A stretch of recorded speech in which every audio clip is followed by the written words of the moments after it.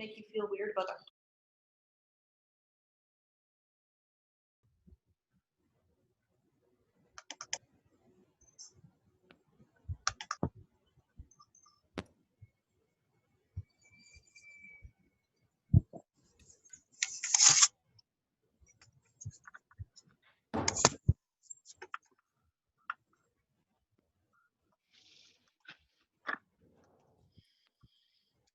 Good afternoon, everyone. We're just waiting another few seconds and to see if some more people join the call, and then we'll get going.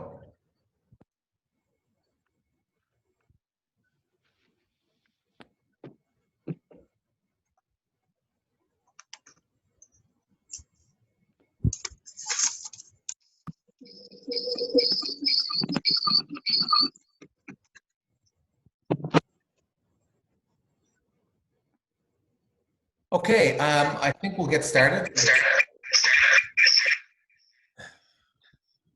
Still having a few audio issues, Dylan, I think, but we'll get going. We'll get Kathleen or Sandra to mute you for the time.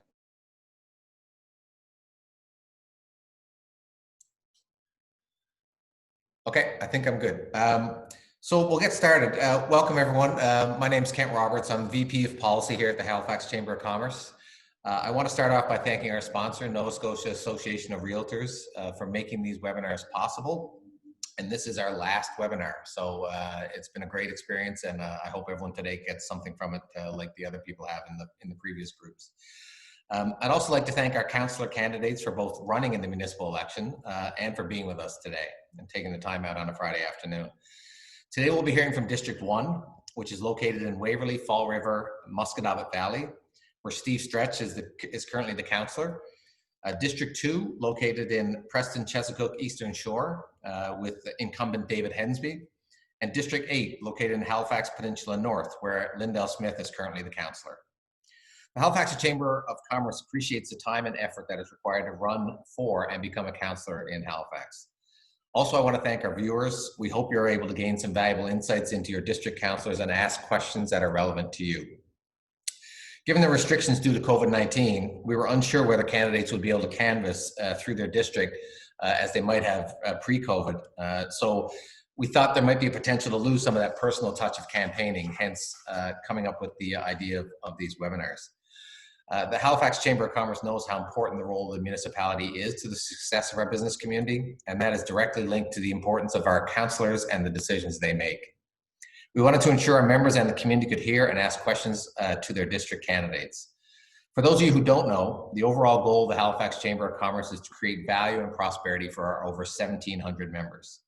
Through our 2019-2023 strategic plan, we are providing the services businesses need, hosting virtual and in-person events that will help them learn, and are advocating for the conditions in the economy that enhance their prosperity. Our two task forces, fostering private sector growth and accessing a skilled workforce, are currently working towards goals that aid in our members' prosperity and economic growth in the municipality. We usually host more than 100 events a year, which focus on the areas mentioned above. Our signature and annual events often feature local entrepreneurs and immigrants, post-secondary institutions, and prestigious business organizations.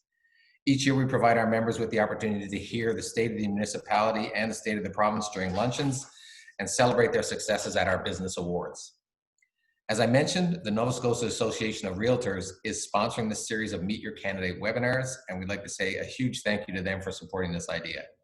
I'd like to pass it over now to the Nova Scotia Association of Realtors to welcome the crowd and say a few words. Roger? Thank you, Ken. I'm Roger Boutler, the CEO for the Nova Scotia Association of Realtors, or NSAR. And NSAR is very pleased to be able to sponsor this series of Meet Your Candidate events. NSAR represents over 1,600 realtors across the province from tip to tip. And realtors know communities. We are the ambassadors for our communities and often the first point of contact for new residents. We know the schools and recreation facilities in our communities, the service providers, and the commute times. We are your trusted guides. Realtors also play a key role in working with our elected officials to strengthen our housing markets. In 2019, the average housing transaction through the NSAR MLS system generated $47,600 in spin-off spending, totaling over $586 million in ancillary spending in 2019. The real estate industry is very proud to be such a major contributor to our economy. As we all know, housing inventory and vacancy rates are extremely low right now in HRM, and without housing, our communities suffer. Housing is a spectrum, ranging from community and social housing to new builds, and realtors believe everyone should have a place to call home. That's why we're so pleased to participate in this series of discussions to help shape how our communities and our municipalities move forward. From speeding up development permits, creating more rental spaces, and encouraging backyard and secondary suites, we can all play a part in moving forward to build better communities together. So thank you for the Chamber of Commerce for the opportunity to sponsor these events, and thank you to each and every one of the candidates for putting themselves forward during this municipal election. Back to you, Ken. Thank you, Roger. Really appreciate that, and really appreciate the Nova Scotia Association of Realtors. So now, we're on to what we're all here for. So each candidate will have exactly 3 minutes to introduce themselves and give a few reasons for running, and then we'll get into more specific questions. So as we get started, you'll see a large clock appear on your screen for the viewers. You can shrink that clock by dragging it to the left or right, depending on your screen, and enlarging the picture of the person speaking. If you know Zoom, there are some other ways, but I don't know it that well, so that's all the advice I'm going to give at this time. Our questions will be a combination of those we've previously sent to candidates in our candidate packages and questions from you, our viewers. So please send your questions through on the Q&A portion of Zoom at the bottom of the page, or in the chat function, and we'll do our best to get to them all. If we don't get to them all, we'll send the remaining questions over to the counselors for follow-up. Once we get through the introductions, candidates will have 1 minute to answer each question, and we will allow, and we'll rotate through each question with all the candidates so that everyone has a chance to answer. Okay, hope that's clear for everybody. So let's start off with Stephen Camperman. Please unmute yourself and introduce yourself.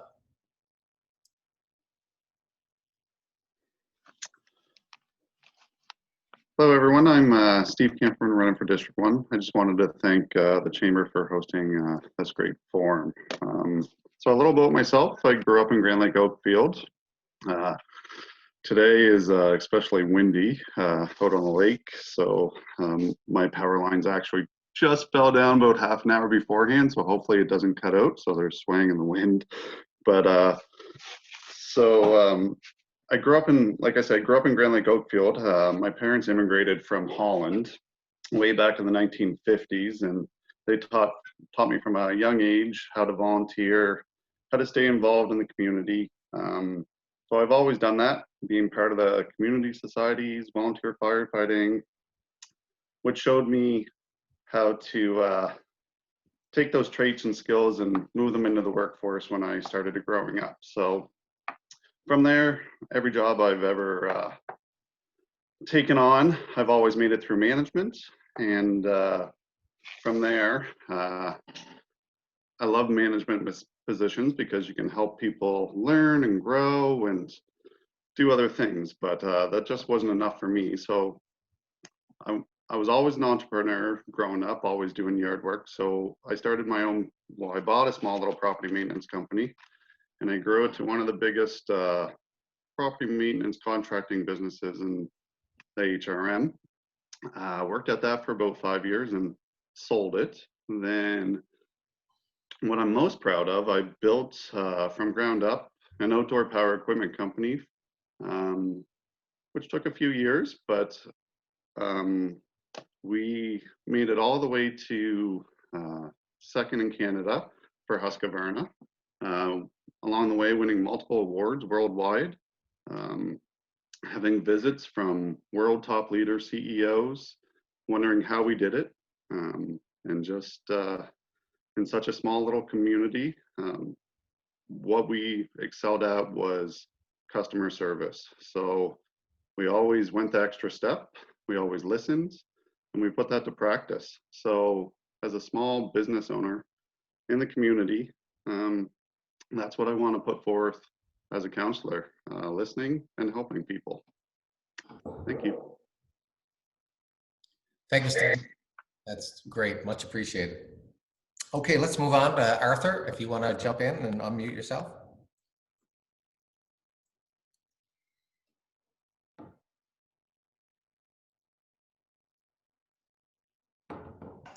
Can you hear me now? Yeah. Yep. So hang on. Okay, it's great to participate in this webinar today, and I want to thank everybody for inviting me and providing me the opportunity to weigh in on some of the important issues that are facing our municipality, and more specifically our economy. Since I declared my desire a few months ago to run and represent my district in the HRM Council, I've learned a great deal. I'm not shy to say. I've met many great people, and I've shared great thoughts and recommendations about how to best enhance our local economy. A bit about me, I recently retired from the Navy following 37 years of public service. And I bring experiences and skills that I will apply to our mutual recovery efforts. In the service, I was fortunate to lead or support many financial activities, and I've been responsible for many multi-million-dollar budgets and projects. Additionally, I have experience in local, national, and international procurement and contracting activities.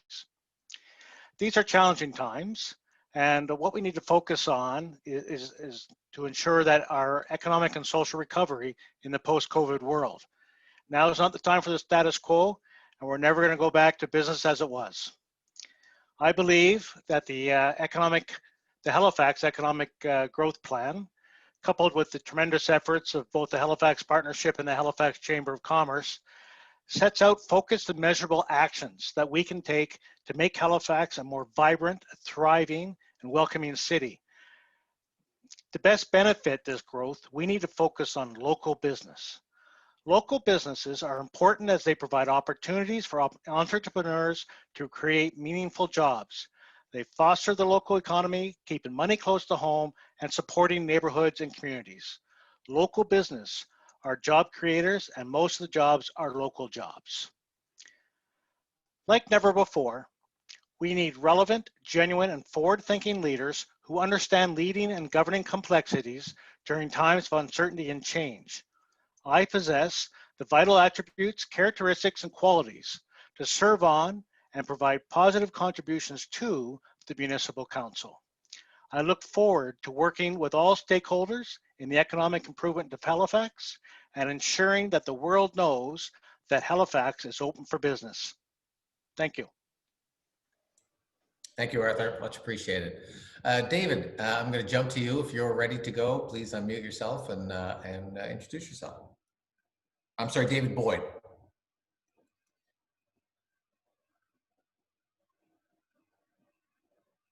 You're on mute, David. All right, can you hear me now? Is everything Yes, okay? there you go. Okay. Yeah, I do apologize there. I'm on the road here. I'm just in the back of a taxi here because I had a minor accident on the highway into town.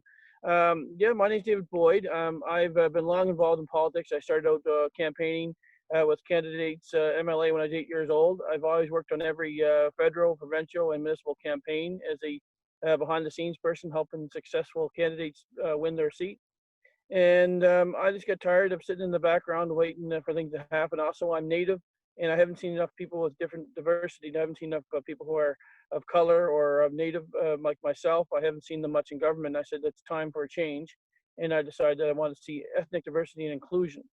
And I have a long resume of working. I've started out in security. I've done many different jobs, and right now I'm a tour operator. In the summer this year, because of COVID, I'm unable to operate my my tour business. So I'm a part-time cab driver with Yellow Cab to make the ends meet. Now I've been in this area for a long time, Lawrencetown. Since I was a kid, I always grew up in Lawrencetown Beach and the West Porters Lake area. So I'm very familiar with this area and the needs of the area. And I've found that we have a lot of things that are lacking here. We have people right now, the culverts are need to be replaced. You can't even walk from Lawrencetown Beach into Coal Harbor. There's no bus service for Lawrencetown. And many other areas feel neglected. I've gone through North Preston, East Preston, even out to Sheet Harbor and Acom-Seacom, and everyone has the same common problem to feel that there's not enough being done, that they feel they're being ignored and being left behind. And I don't want that to happen for my district. So I decided to volunteer myself and become a candidate in this election. And I feel that change is what we need. Everyone is asking for change, and I think it's change. I mean, Mr. Hensby's done an okay job being here for all many years, but I think it's politics shouldn't be a career. It should be a job that you do. I believe in term limits, and I think that Mr. Hensby has done a great job, but it's time for his turn to be up and him to retire and allow some new, fresh ideas in here, and also to allow diversity in each council. And that's mainly the crux of why I'm doing this, because it's just that I feel it's time for change, and I want to be the voice of change and bring new ideas to the table. So basically, that's my quick little intro myself. Thank Wonderful, David. Thank you very much, and I hope you're okay from that small accident. Okay, David. Oh, David Hensby, please. Hello there. I hope you can hear me. Acknowledge. Can you hear me? Okay. Yeah. Okay. First of all, I want to thank the Halifax Chamber of Commerce and the Nova Scotia Association of Realtors for this webinar of candidates. It's really a great opportunity to speak to the voters. I'm also the only candidate for council for District 2 with extensive community, municipal, and provincial experience. It is imperative to have a knowledgeable about the complex issues and diverse concerns that face our communities in our unique rural district. I'll continue to work with nations in identifying their needs and concerns and promoting local goals and projects. And I commit to continue my practice of producing a monthly newsletter, the Eastern Shore Cooperative, because we don't have strong internet capacity across the whole Eastern Shore region to do it virtually.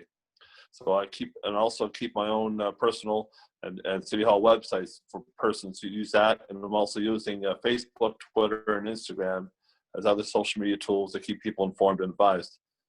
But I'm also known for having a reputation of being very dedicated and showing support and attending many community functions and activities, and attending community meetings and and board meetings. It's important to have a counselor who's well experienced and knows the area, all 75 communities in District 2, and to know the uniqueness of each one of them. We have some great cultural diversity, some great environmental assets out here in regards to the beauty of the Eastern Shore. And I just want to make sure that the Halifax Council keeps having a strong, experienced rural voice on issues of concern that need to have the attention of regional council. And I thank you for this opportunity. Thank you. Thank you very much, David. Appreciate it. Lindell, sorry, over to you. No worries. Thank you, Kent, and thank you, the Chamber, for this opportunity, and to our sponsor as well, Lindell Smith, currently the Councillor for District 8, Halifax Peninsula North, first term, asking for a second term.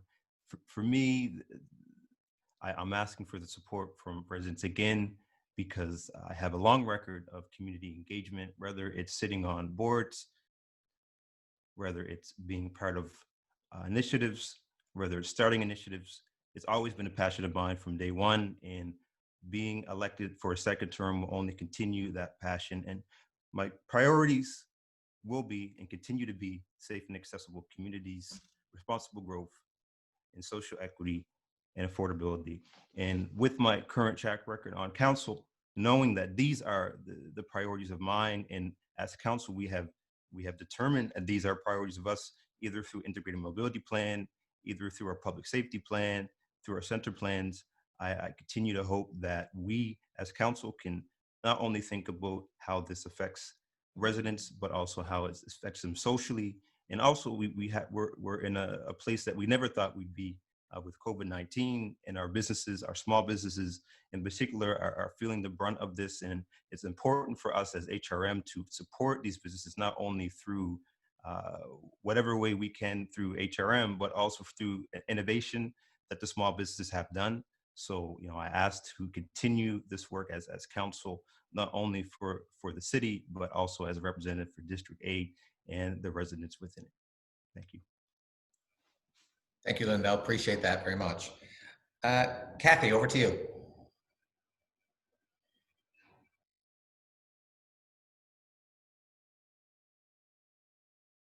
Oh, you're still on mute. There you go. Better? We're good. Great. Thank you. Thank you very much, Kent and the Chamber, for this opportunity. and also to the sponsor, the Nova Scotia Association of Realtors. We really appreciate it, and it's a great way for us to be able to get our stories out to everybody.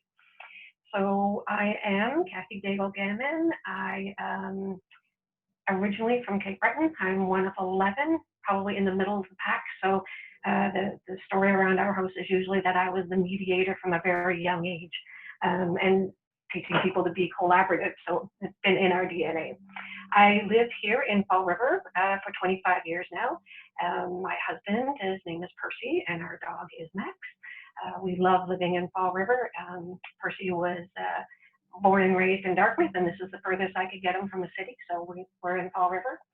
I have had an extensive career in the nonprofit sector, working specifically for persons with an intellectual disability, and in social enterprise and in employment support. So my respect for the public dollar is something that I have lived with my entire career. I've had to work across government, all political parties, with every elected official in order to attain a goal, achieve a result, and that's always been done. And it's been done in such a way that has allowed me to be actually recognized as one of 3 women in Canada, the top 3 women in Canada for social change. That can only happen when you have good leadership skills, when you're a good communicator, which is one of the things I will bring as a counselor in terms of town hall meetings, being engaged. COVID has told us loud and clear that our need for communication and how we communicate needs to be changed. So social media, in person when you can, that kind of stuff is really good. The other thing that I would say I excel in is around good governance and accountability. And so that's a skill and a talent that every counselor needs. The social justice side of my brain is balanced with the business side, where I do run a multi-million-dollar social enterprise that is in incredibly good shape, surviving and thriving through COVID, which is really good. The blend of that makes for a counselor who can sit at the council table and be understanding of the impact of the changes that we will live through, and we will live through, and how we'll make decisions coming out of COVID. I am very happy to be on the board of the Greater Burnside Business Association, a member of the Halifax Chamber, and I understand that only working across all levels of government are we going to be able to survive COVID, thrive through it, and really develop our local communities in the way that we need it. District 2 is the 2nd largest district in HRM. Our communities are unique. They need to be allowed to be unique. They need to be supported to be unique. That's one of the things that I will do as a counselor. Thank you. Thank you, Kathy. Great use of time. I'll give you that right on the button. Thank you. Nicole has joined us, Nicole Johnson, so I'll turn it over to you. I know you're on the phone and do have a few technical difficulties, so we'll see if we can unmute you and allow you to jump in.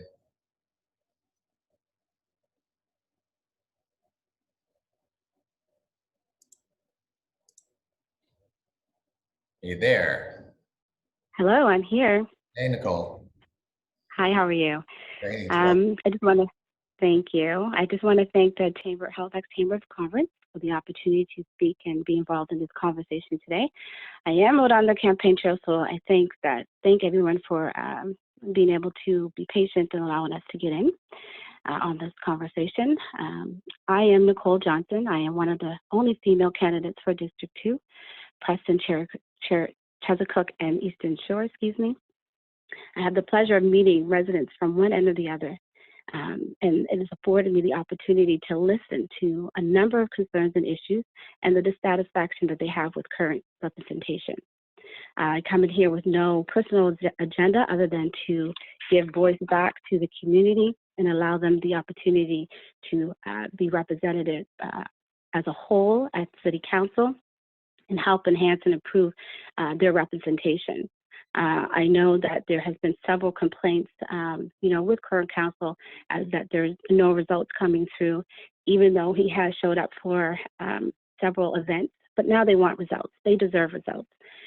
It's been some years now, and some of the issues are still outstanding and unresolved, and they are beyond dissatisfaction and disgruntled. And I think that as a community, if they're healthy and happy, they're healthy. So I just wanted to come on and just say that, I am very passionate about representing the whole district of District 2 and not just one particular community, because it's not about favoritism, it's about bringing in balance. And also with being a woman of color and a woman period, that's diversity, and you'll see that. There's more than one voice being represented, not just one particular community, it's a whole as a district. So thank you. Thank you, Nicole, very much. Appreciate that. Tim. Good afternoon, everyone. Thank you, Kent. My name is Tim Milligan, candidate for District 2. I want to begin by thanking the Chamber of Commerce for hosting this event. Not only does this webinar allow you to meet the candidates, it allows the candidates to meet potential colleagues. All the best in the last week of your campaign. And I am privileged to be a candidate in the upcoming election, to be a part of a society which allows people from all walks of life to sit at the council table. Diversity is an asset. I came into this election with no personal agenda. My team and I have developed a platform entirely from community feedback. A summarized platform can be found on my Facebook page, Tim Milligan HFX. Take a look if you get a chance. I spent the last, I've lived in the area in Lake Echo and Porters Lake for the past 26 years. I've worked for a large construction company in Dartmouth for 27 years. I have been volunteering and serving for a non-for-profit recovery-based program from 2005 to present, with 6 years in a senior role.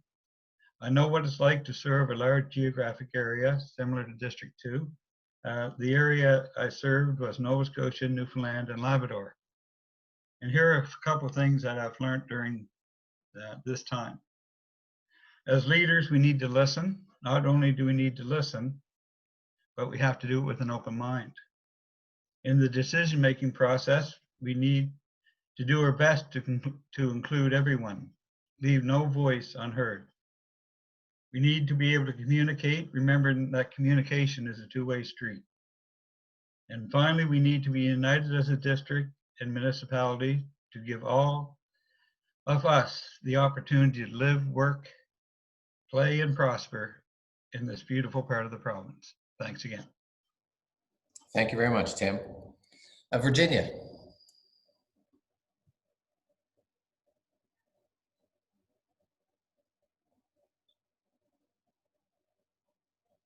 Oh, did we just lose Virginia? No, I'm here. Okay, there you are. Me? Hi. Yeah. Hi. So I just want to thank Ken and Roger for hosting this webinar, which is very, very grateful, great for you guys to do that. My name is Virginia Hinch. I am in District 8.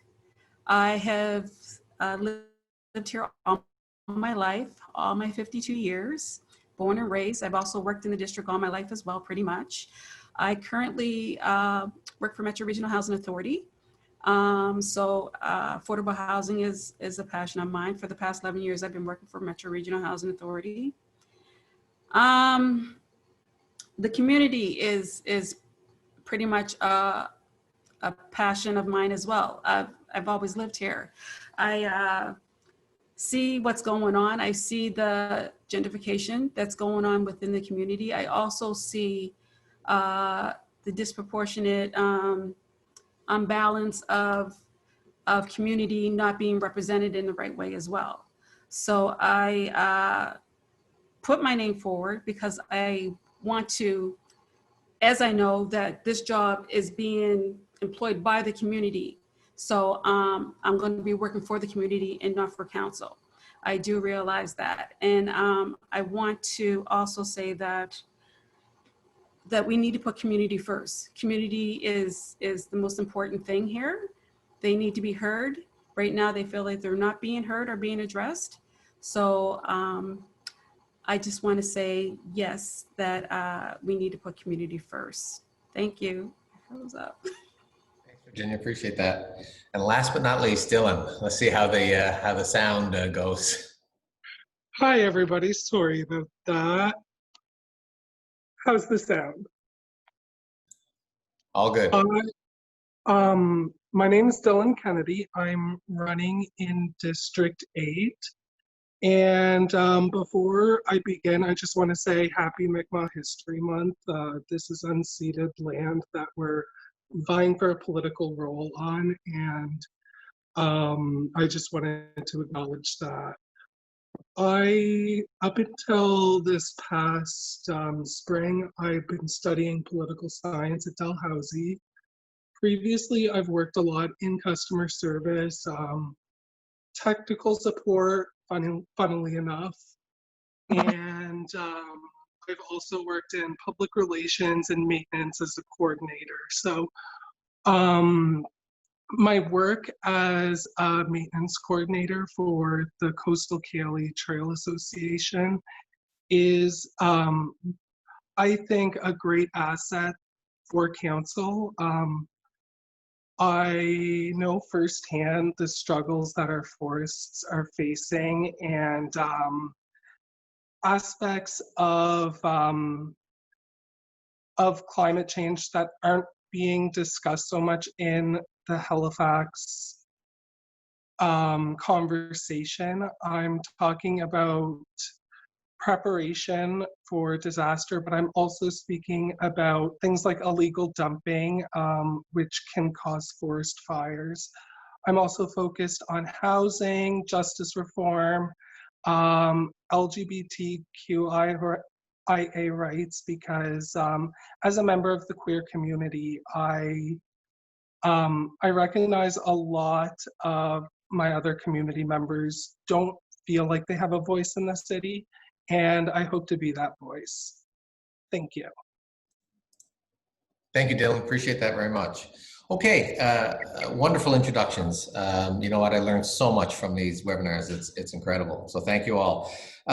So we're going to turn back to Nova Scotia Association of Realtors to kick off the questioning. So I'll pass it over to Roger. Great. Thank you, Ken. So our question today for the candidates is, obviously it's housing related. Purchase and rental housing supplies are near historic lows in Nova Scotia. Housing is essential to our communities and our businesses.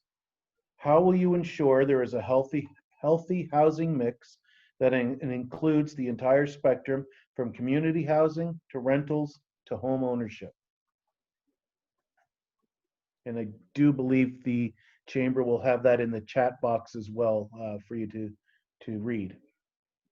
Yes, indeed, it's there already. So if you're online and can't hear terribly well, and I'm thinking of poor David that's sitting in the back of a car, just check the chat and the question's there. So I won't go to you first, David, but I'll jump to Lindell and let him answer that question first. Thank you, Kent, and thank you, Roger, for the question. We know that the housing market is seeing record numbers in all aspects.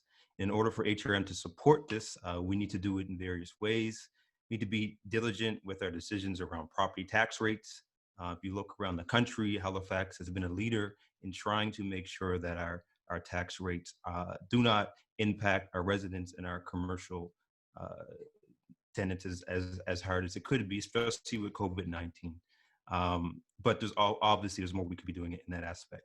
We also understand that we need to incentivize individuals, especially the younger potential buyers, to getting into the market. And with aspects like secondary suites, who give them an opportunity to enter the market with the full impacts of dealing with the housing market, whether that would be through having a secondary rental. You went on mute, Lindell. Sorry, I'm not sure what happened. Was I over my time? No. Oh yes, you were. You were over time. I'm sorry. Yeah. So again, Lindell's a bit of a guinea pig there. So we only have a minute. Yeah, and I don't see the clock. I'm not sure where the clock is. Oh, it's not on my screen. It should be on your screen. If you go up under View on the top right and change your view, you might be able to shrink down the people and bring up the clock.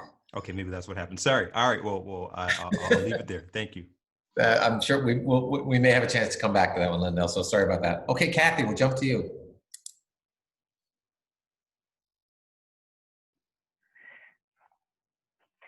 So in terms of making sure that we have a good housing mix, one of the things that's specific to District 1 is that we really don't have much of a rental market, nor do we have much of an affordable housing market in District 1. People need, seniors, especially in our district, are looking at downsizing. Young families are trying to figure out how they can buy within District 1. And so looking at the property tax rate and incentivizing Lindell's excellent recommendations, a lot of people in our district were thrilled to see the secondary suites and the backyard options coming through. I do believe that we have to look at what happens in terms of the developers and what is right fit for our communities as well. People are talking about the low vacancy rate in HRM in the city. And so coming out into the rural districts, suburban districts, we have to figure out what's the right fit with the developer and then what is the housing need. So looking at a really good plan is the next step that reflects community and is what we need. Thank you. Thank you, Kathy. Nicole.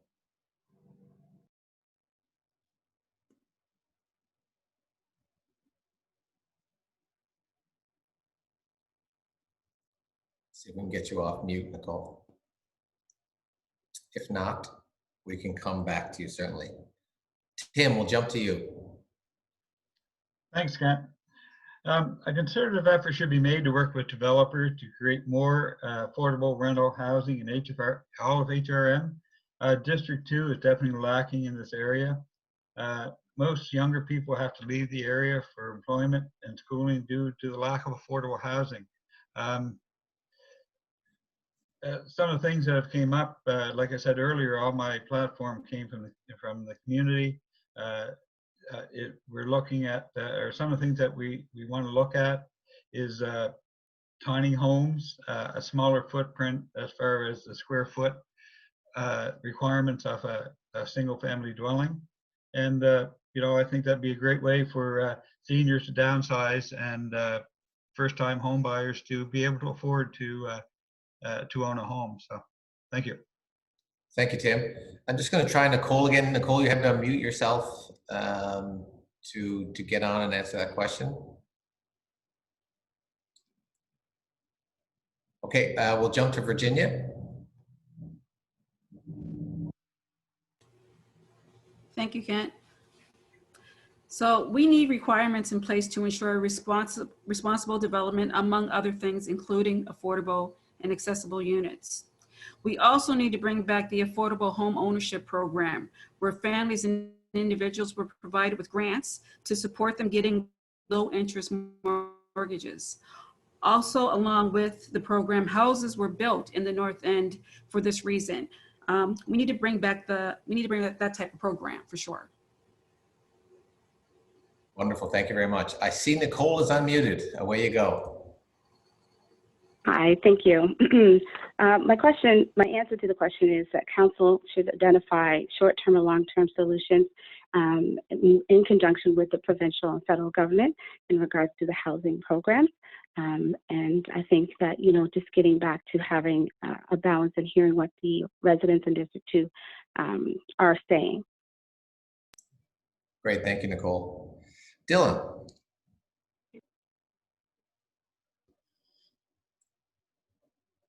Oh, you're still on mute, Dylan. Sorry about that. Halifax presents itself unique challenges when it comes to development. We have a very high student population, which promotes a consistent rental market, while the surrounding area is full of natural parks, historic sites, cultural centers, and other tightly regulated zones. There's really no right answers when it comes to the vacancy rate.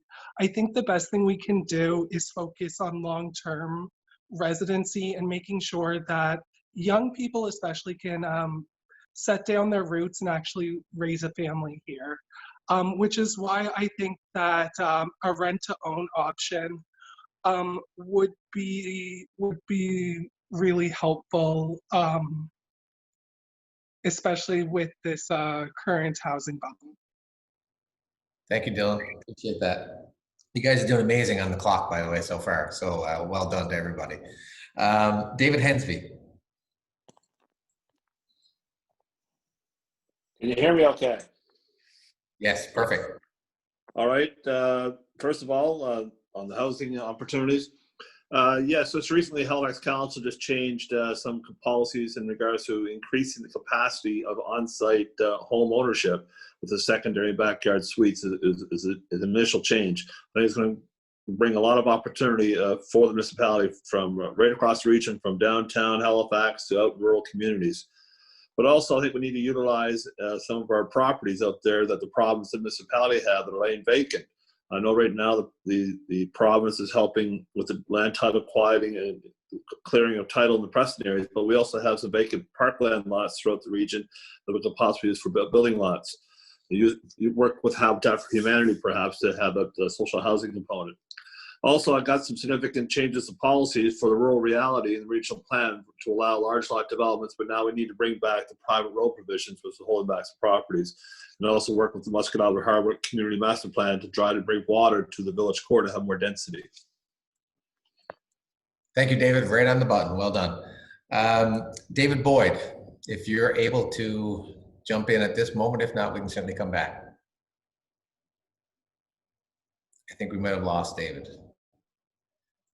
Understandably, based on what he's going through and where he just came from a car accident on the 102. So hopefully he'll jump back in when he's able, and we'll come back to him. Arthur.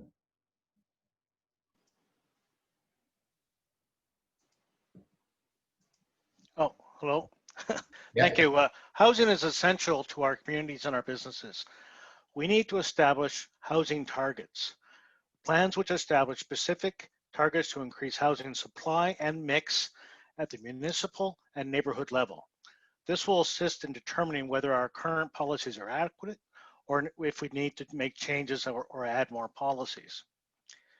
I believe also we need to establish a fee and tax system to favor housing development.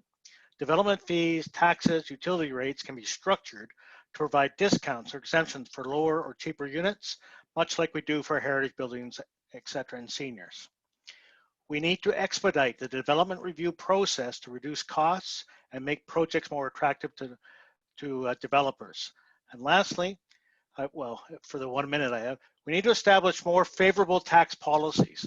A variety of taxes and fees are applied to housing development, such as sales, etc. Many of these can be eliminated. Thank you. Thank you, Arthur. Well done. David, are you back? I see your picture. Can you unmute and jump in on that question? David Boyd. Yes, hello. Can you hear me? Okay, yes. Well, I think we have a major problem here. What it is, we have supply and demand that's out of balance, and that's one thing we don't agree on. But we have to look where we're in with Ottawa. The federal government, they have a plan. Yes, Trudeau said he wanted to give everyone a $2,000 a month guaranteed income for Canada. That would work fine and dandy for some people as long as landlords and business people didn't raise the prices of their rentals. But we have a big problem with supply as well. I've talked to construction workers, people involved in the industry, developers, and the price of a 2x4 keeps on shifting every day. It's going up and up and up, and it jumps by increments. So we have to find out what's wrong. Why is our supply and demand out of whack? And we have to make sure that we, as councillors here in the HRM, that we zone more density. I had a question asked there to someone asking if we could change the density and the size of properties. And I agree that we need to have more density and more diversity of how people live. We have to allow certain areas to have more diversified, like say tiny homes, stuff like that. I think is a great way to move. But without the supply of materials to build homes, and without looking at innovative solutions, we're not going to have any new homes. I guess I'm out of time now. But I will close and to say that we have to work with the universities and people that are in the know of the industry. Sorry, David. Thank you. You were indeed out of time when you said you're out of time, and the gang gave you a few extra seconds. And last but not least, Stephen.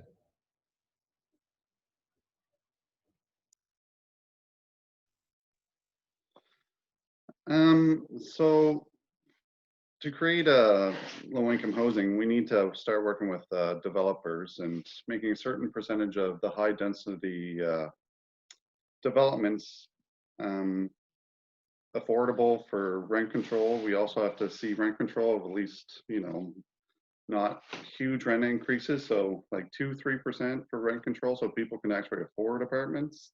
And it was great that council actually did the granny suites or the backyard suites, but they should go another step forward and access to the low interest loans that homeowners can actually afford it and build into their houses, because a lot of these people won't even be able to afford doing that. So there should be some sort of grant or low interest loan, so you know they can rent out that little piece and make it affordable and stay in their house.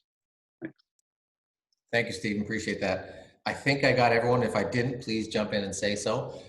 So we're going to jump to the second question, and this one a bit selfishly from a chamber perspective is a bit business based.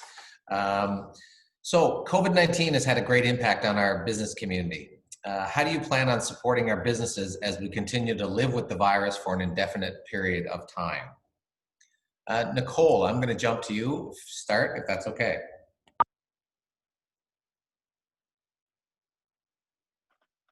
Oh, and you were off mute and then you went back on just as I asked you the question. So maybe you hit there you go.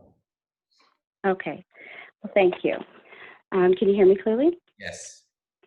Okay, well, we know that COVID has an economic impact and an adverse impact as well on the business community.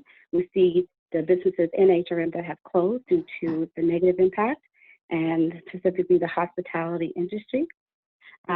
You know, in conjunction with working with the Chamber of Commerce and other stakeholders to achieve the objective and to help get things back on track where possible, you know, and also including, you know, hearing from the youth, because they are also young entrepreneurs, and what they would like to include or see happening now that we can have a restart, like hit the restart button and get things back on track as well, and include, you know, some of the local businesses within our district, District 2, from where they are standing at this point now, because I'm sure that they have more of awareness of things that are working and not working and getting their feedback.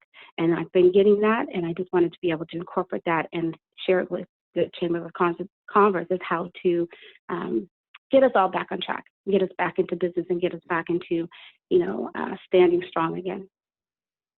Thank you, Nicole. I know it's a bit tough on a phone potentially that you're on, but just went over time slightly, so we just had to mute you there. So thank you very much for that answer. Dylan, I'll jump to you.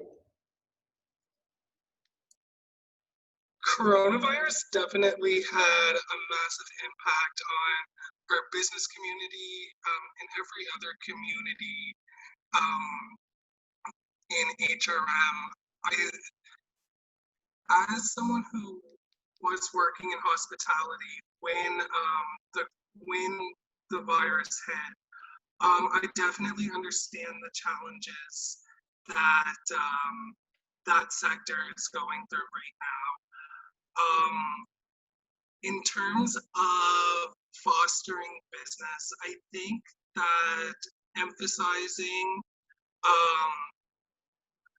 sustainable freight standards is going to be really important, because everything is going e-commerce, and coronavirus set that precedent more than it already was. And with the new EU trade relationship, Halifax is well poised to profit off of that, provided we update our shipping standards too.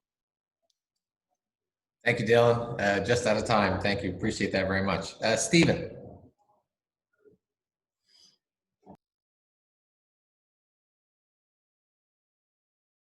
You're on mute, Stephen. Sorry. So we're going to have to start thinking local a little bit more, promoting local a little bit more. Tourism Nova Scotia has done a great job on promoting Tourism Nova Scotia, stay within your own province, discover. So we should start holding local business town halls with the, you know, local businesses to see what we can do and how we can draw people to their businesses locally for the next little while. Nova Scotians love to support each other, and we see that with pop-up markets, you know, outdoor farm markets. So if we can start to generate some little niches in the communities, that would be great. Thanks. Thank you, Stephen. Appreciate that. Virginia. So yeah, COVID has been very hard on all of our business in the community. So I believe that we need to make sure that our community is safe. A safe community will attract businesses. Community first is good business, I feel. Thank you. Thank you very much, Virginia. Arthur.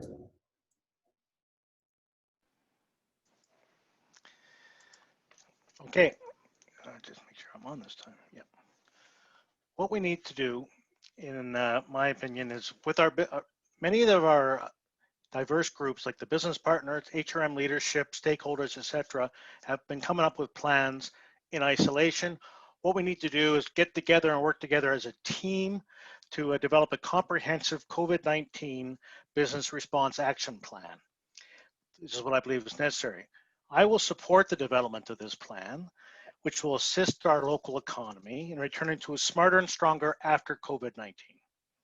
The plan will also identify local initiatives to aid the recovery process and help guide investment in economic recovery.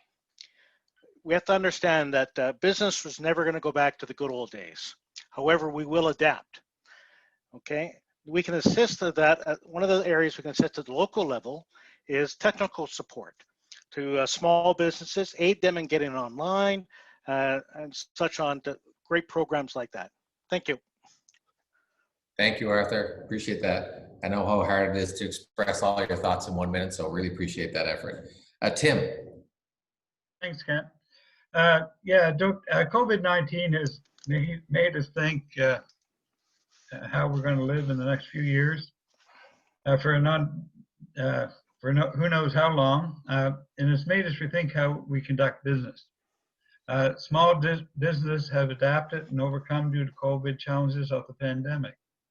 As customers, we need to redefine how we shop, how we dine, how we vacation, etc.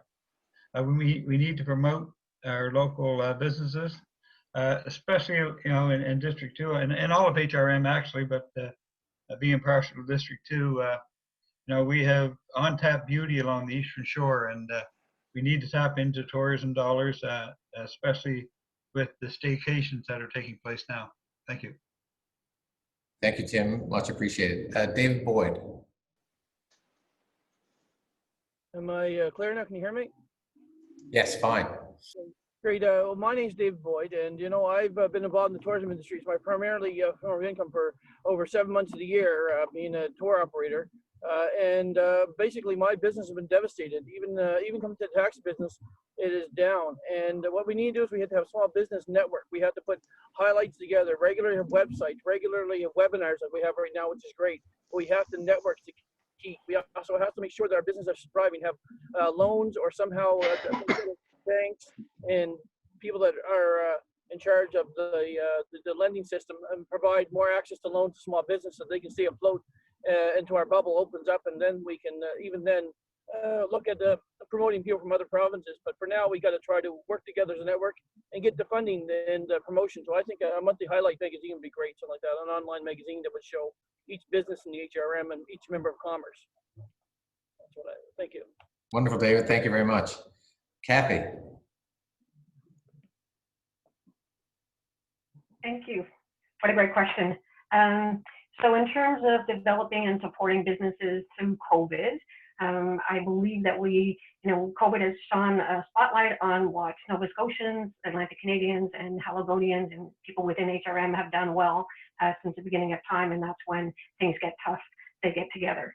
And the Chamber of Commerce started that early on in COVID when we met, members of the Chamber met with all 3 levels of government 3 times a week to look at what was the effects of COVID, what were the policy gaps, where were funding gaps, what did we need to do.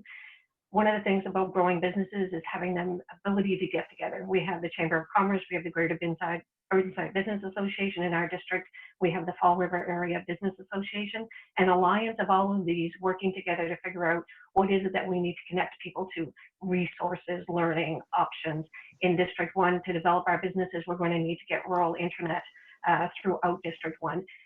It's going to be a very much of a global economy, and we need to be able to support that within our district and within HRM. Thank you, Kathy, very much. David Hensby. Can you hear me okay? Yep, fine. Yes, this COVID pandemic is certainly going to have an impact on cash flow and business cycles for a lot of commercial businesses. I'd like to see the municipality perhaps have an extended deferral of property taxes, or perhaps allow for longer interest-free repayment plans for taxes that are due. I also like to encourage more of the buy local market, expand our bubble economy.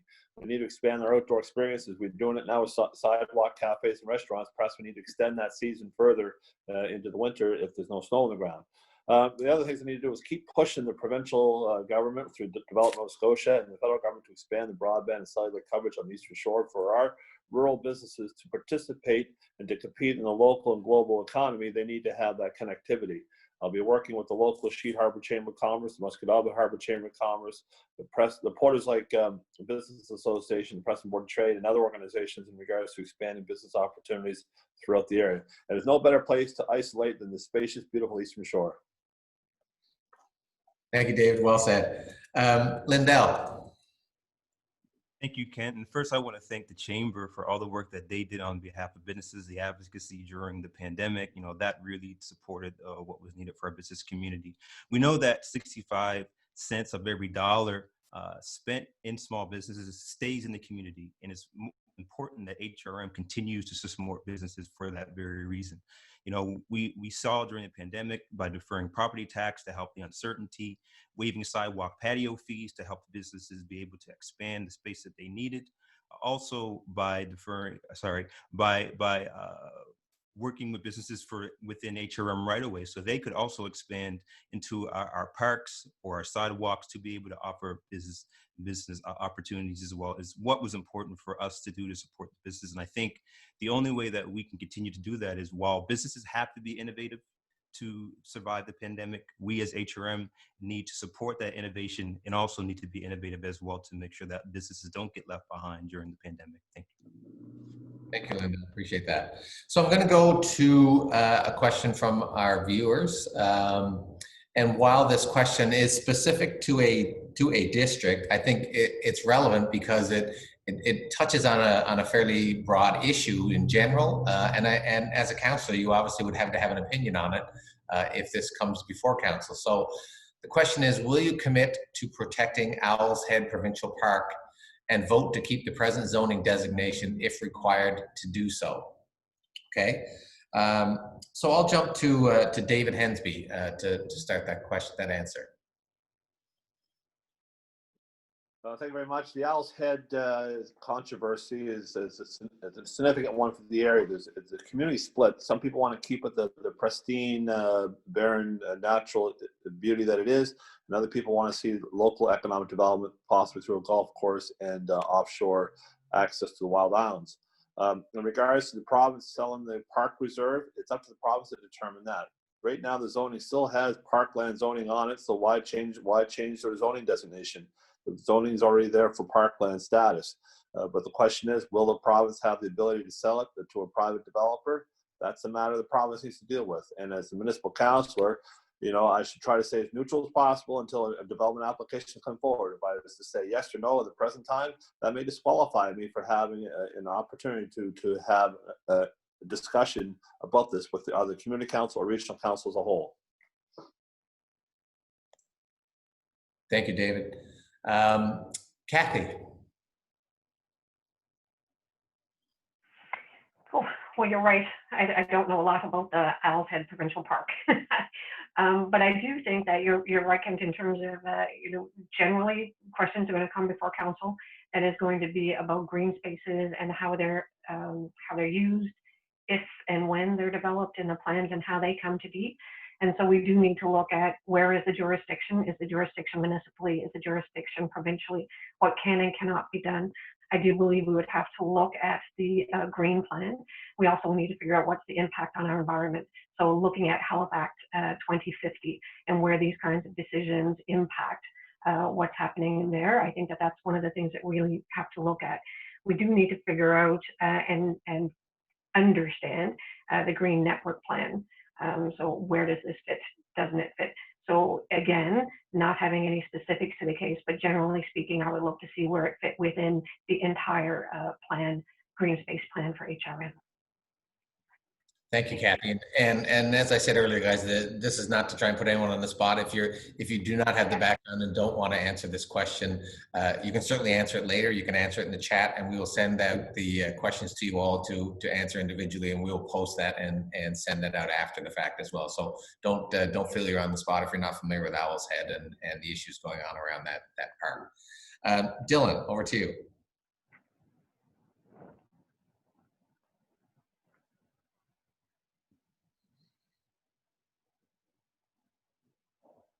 Oh, you're on mute. You're still on mute, Dylan. Sorry. I keep doing that.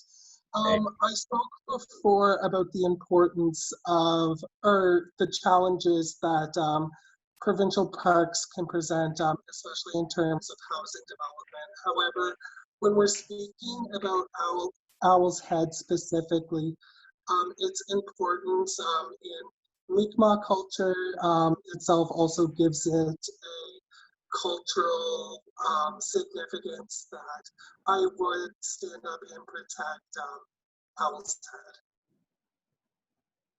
Thank you. For some reason, Dylan, your audio was getting a little wonky there near the end, but I think we got most of that answer. So we'll keep an eye on it for the next one. Lindell.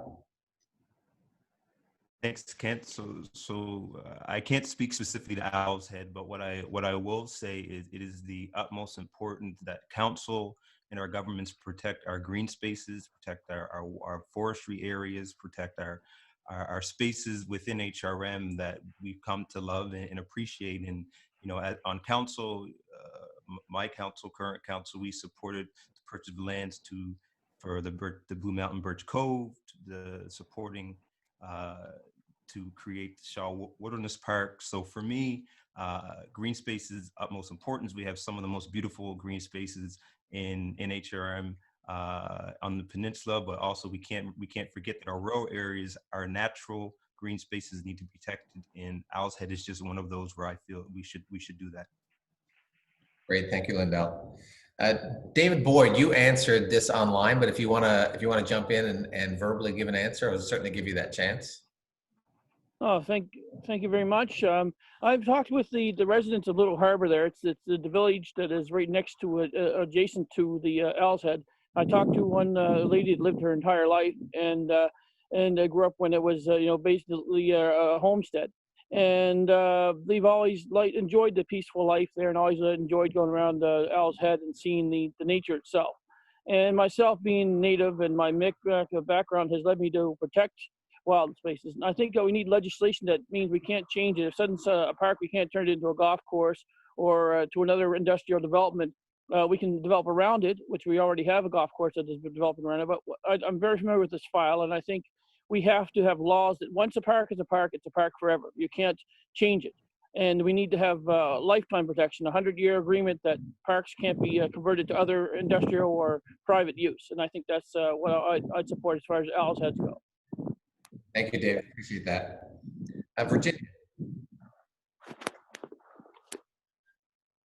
Yes. I as well can't speak towards regards to Owl's Head as well, but I can speak toward. Oh, sorry. there. About our other green spaces that we have in our communities. I believe all green spaces are very precious to us for mental health reasons, let alone just for everyday life. So I do believe that all green spaces should be protected. Yes, whatever they want to do with Owl's Head, I agree with that. So yes, thank you. Thank you, Virginia. Arthur.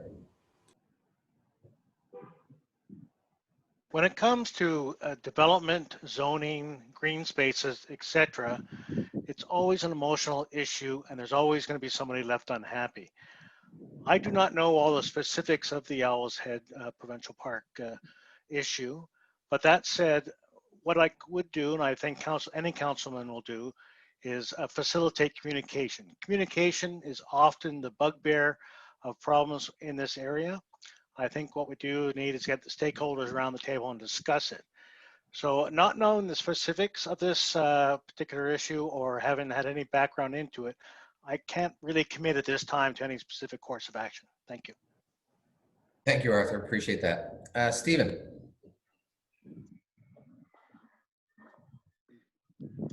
So a few months ago, I drove out there for the first time, and it's actually quite beautiful. I grew up in Grand Lake Oakfield, and we have some beautiful parks and some wilderness areas, and I personally think we should do all we can to protect those places.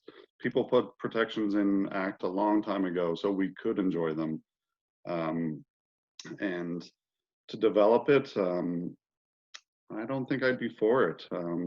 It's such a beautiful wilderness area. I would like to keep it that way. Thanks. Great, thank you, Stephen. Nicole.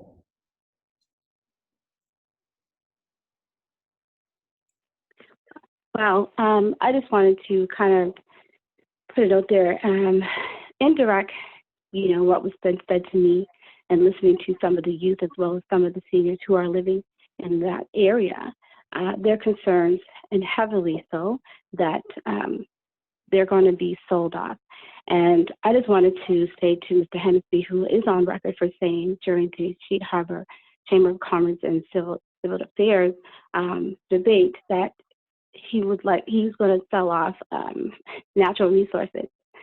And when asked for clarity in terms of his statements, he neglected to give clarification. So what I will say to that is that communicating with our residents, that's a must. We need to do 95% of listening, identify the issues, and communicate, and obviously work together to find a solution to keep and protect those greenlands, because that's why people live there, that's why they move there, that's why they raise their children there. And that's what keeps the community beautiful, as everybody has been saying, tranquil and peaceful. Thank you, Nicole. Appreciate that. Very well said. Tim. Thanks, Kent, and thanks, Sydney, for the question. Sydney and I have been talking the last 24 hours and on this exact issue, and I told her I'd give her a more definite answer by 8 o'clock tonight. Is actually what I'm doing after this meeting. I want to look into some more, get some more information on it before I make a statement or make a stand. So thanks. Thank you. Appreciate that. Okay. Thank you all for your answers. I think I got everyone on that question. I'll ask another question that's timely and I think very important. How will you ensure not just only diversity in your staff reports and projects, but also inclusive feedback and collaboration? So I'm going to jump to Arthur.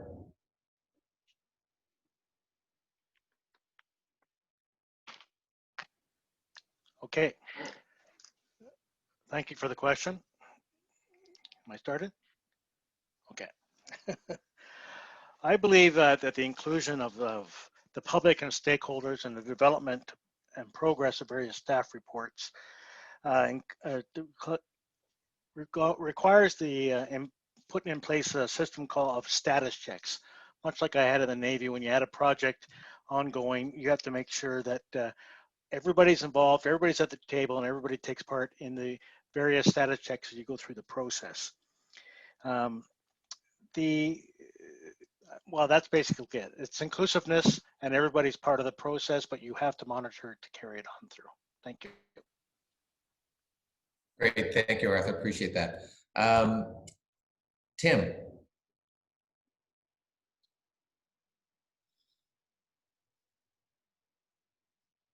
Oh, you're on mute, Tim. Sorry. Yeah, try that. I'm so proud of myself. I was doing quite well today with that. If elected, it is my duty to represent all constituents. Inclusivity means everyone, and it is my commitment to engage and represent the diverse community that has elected me, hopefully. Thanks. Lindell. Thanks, Kent.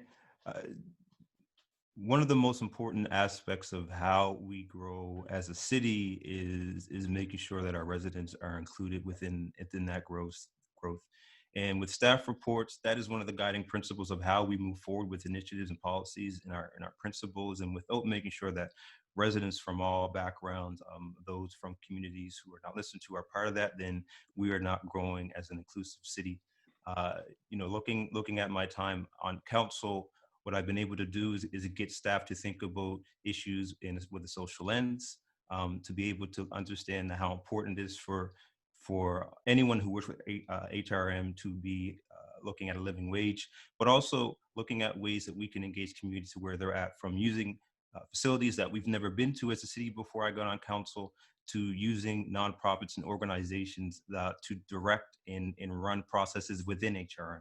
So the more we do that, the better we can grow as a city together, and that's what I hope to do as we move forward. Thank you. Thank you, Lindell. David Boyd. Okay, can you hear me now? Yes, perfect. Okay, great. Well, basically what I'm saying is that we need to have more input with social media, use the advantage of the tools we have. We can do regular polling through a straw poll, other organizations like that. And what we do is have regular polling between staff and the council as well as the public. So I'd like to have our entire system being open and people need to vote. And that's the best way we get diversity, by hearing actually what the people want.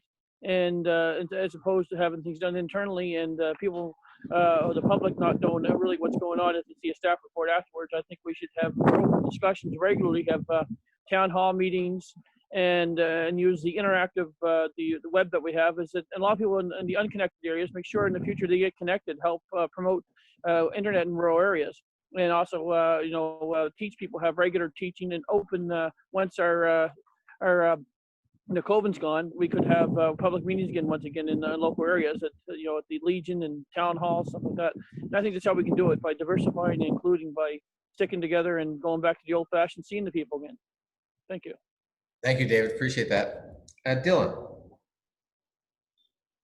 In terms of more inclusive staff reports and projects, I think one thing that I see missing in a lot of the staff reports that I've been looking at is an awareness of living with disabilities. And I think that that's something that a lot of people, or the council in general, and anyone who's working with the municipality, could do better to take maybe a sensitivity class in living with disabilities. I also will commit myself to implicit bias testing and holding myself accountable to my own unconscious biases and constantly confronting them. Thank you, Dylan. Appreciate that. Stephen. So I will reach out to all community members and embrace everyone's input with different backgrounds or different expertise that differ from my own. I'll ask questions and include everyone, and and take their considerations, and upon that I'll advise the residents of what everyone thinks. But I think we should definitely hold public meetings or town halls or online town halls to get everyone's views. Thanks. Thank you, Stephen. Kathy. Thank you. Well, building community has actually been my life's work. So around inclusivity and diversity and bringing people together in a place where it's meaningful engagement and not just lip service, for lack of a better word, but ensuring that there's accessibility to information. I think one of the things that we say that we will be collaborative, but if we haven't set the mechanisms in place for that to be able to happen in a good fashion, then that's not good. So making sure that if there are meetings, that the format that is available to in print or in voice. I love the last speaker talking about supporting persons with disability to be able to be engaged. Absolutely important. But we need to be welcoming, and we need to be engaging, and we need to have multiple formats for people to be able to be there. When we talk about how do we have diversity in our staff reports, I think we really need to look at who is doing these reports. Do they have inherent biases? Is there anything that we need to be looking at there? Thank you, Kathy. Appreciate that. Virginia. Can you hear me? Yes. So what I've been hearing, inclusion is currently lacking in this report. The North End is one of the most diverse communities that have a good cross-section of community groups to help engage our residents. It is the feedback that thus far too often missing from the decision-making process. It is about making meaningful efforts to share findings, putting a box around who a decision may impact. Open and transparency, coupled with community reflection, will allow stronger decisions. In turn, voices haven't been heard with regards to the bus lanes or the Bloomfield project that recently has been sold, apparently. So yes. Thank you, Virginia. Appreciate that. Nicole.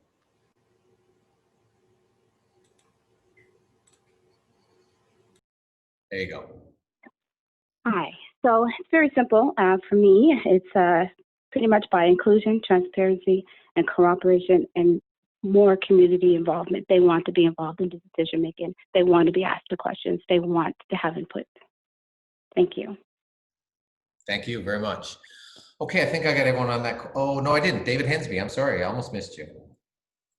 Thank you very much for the question. I've always been committed to communications. Ever since day one of me being elected, I've produced a monthly newsletter. Now I have issued 275. I think it's important to keep my constituents informed what's going on at the municipal level. I've also made sure that my newsletter is in the local community paper to support that media, to make sure that we have an ability to communicate with our constituents. But I do not have the luxury of internet on the whole Eastern Shore. So the use of websites and Twitter and Facebook is great, but we need to have that capacity everywhere. So encourage more community participation. And rural communities need more public notice to ensure engagement, not just the 2-week cycle that we see in Halifax, urban Halifax, with the luxury of internet capacity. And all our communities need to have opportunities for input. I've always encouraged HRM to have their pop-up events or open forums in a rural community to make sure the rural voice is heard. And I want to make sure that continues. Thank you. Thank you, David. Appreciate that. So, believe it or not, we are starting to wind down on time. So I'm going to ask one last question, and I think it's a pretty broad summary question for all of you to give a chance to give us your thoughts. What are your priorities for the next 4 years, and how do you plan on achieving them? Hard to do in a minute, but here we go. Arthur, I'll start with you. Okay, well, thank you for that question. And yes, it is hard to sum up in a minute. But what I want to do is leave you with the top 3 things that I have going forward. The first one being the quality of life for the residents here in my district, and that's everybody from the youth to the aged. That's one of my priorities. Second priority that I think is lacking and needs work in my area is good governance. And good governance can really boil down to communication, and that is something that I will definitely have to work on. And thirdly, the local economy. Local business, we've heard here today, is very important. Provides opportunities for everyone to grow our communities and our economic base throughout. I will promote and expand training opportunities for the youth and local business startups. Thank you. Thank you, Arthur. You did very well in 1 minute. Lindell. Hopefully I can do as well as Arthur. So, the next 4 years, what I hope is that I'd be able to represent my district on council again, with the focus of safe and accessible communities, making sure that all residents feel comfortable and safe while being around our community, by making sure that all voices are heard in the growth that's happening within the district and within our neighborhoods, by making sure processes are followed through, by making sure our environment is in the forefront, by making sure we follow through with our commitments in the Halifax 2050, but also important to me as well as affordability and social equity. So making sure that with our affordable housing fund that is going to partners who need it most, that we're thinking about the social impacts of all the initiatives that we do, and we are using a social lens with our decisions.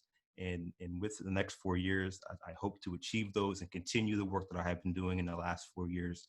And if people want to learn more and get into detail to all those commitments, Lindell Smith, hfx.ca/vote, and you can read them in detail there. Thank you. Thank you, Lindell. Much appreciated. Nicole. Oh, you put yourself on mute. There you go. Can you hear me now? Okay. Well, I guess for me, it would be important to request additional information and understand the delays, and where possible, make necessary changes, improvements on the lack of infrastructure, transportation, increasing that, protecting parks, lands, and developing trails that would be safe, importing cell towers, municipal investment in the communities more, privatization of land, and the lack of transparency among others to improve those so the community can function and operate as a whole. Thank you, Nicole. Kathy.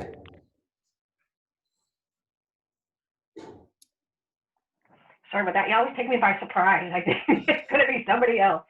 So the priority for the next 4 years and how we're going to achieve them, really thriving through COVID is the first thing that we need to talk about, with a balanced spending and looking at where we're investing as well as managing our financial resources.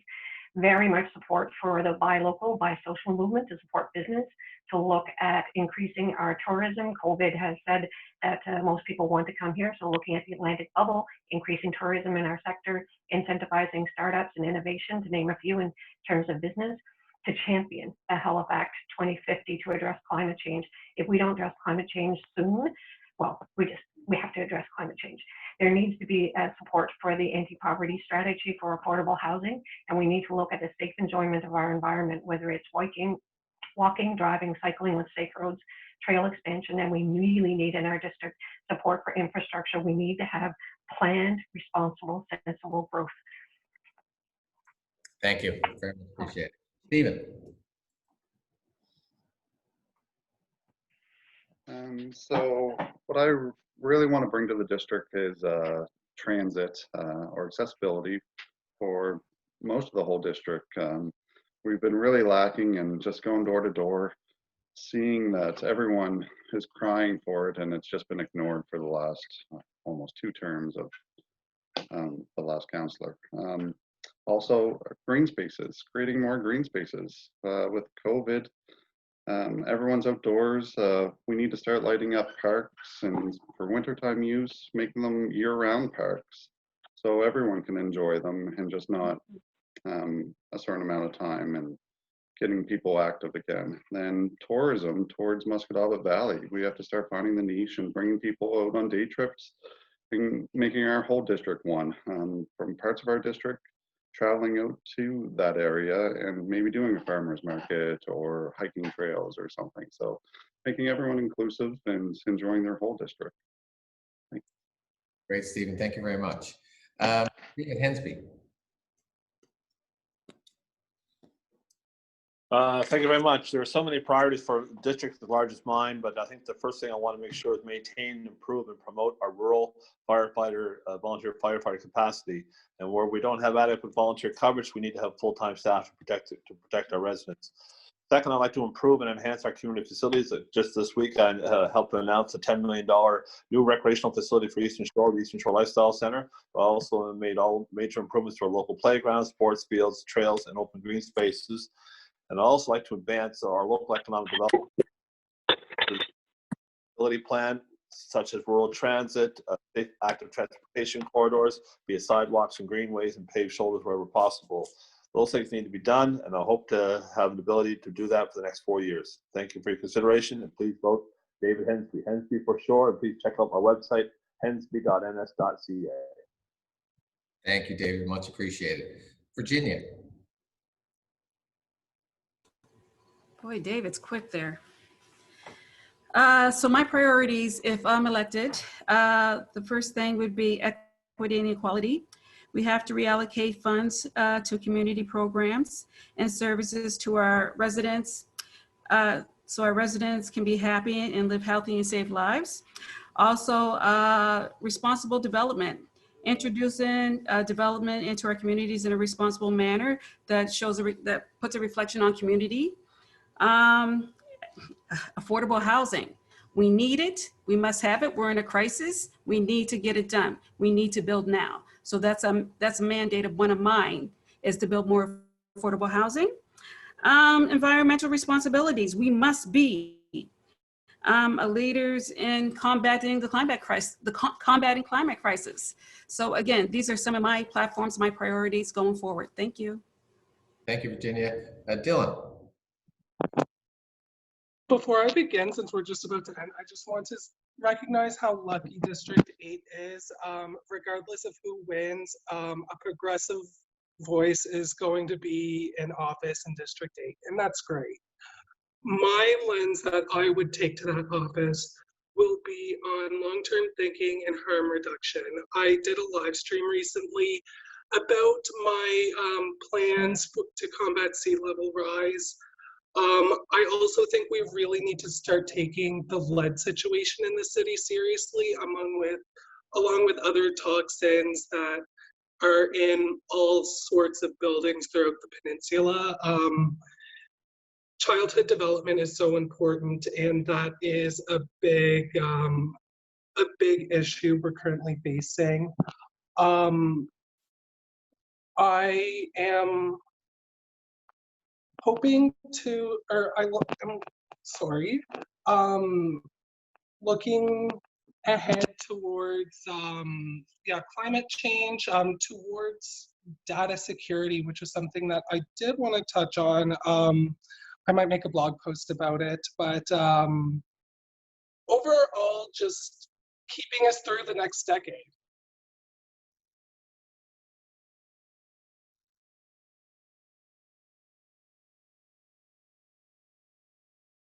Oh, sorry, I was on mute. David Boyd.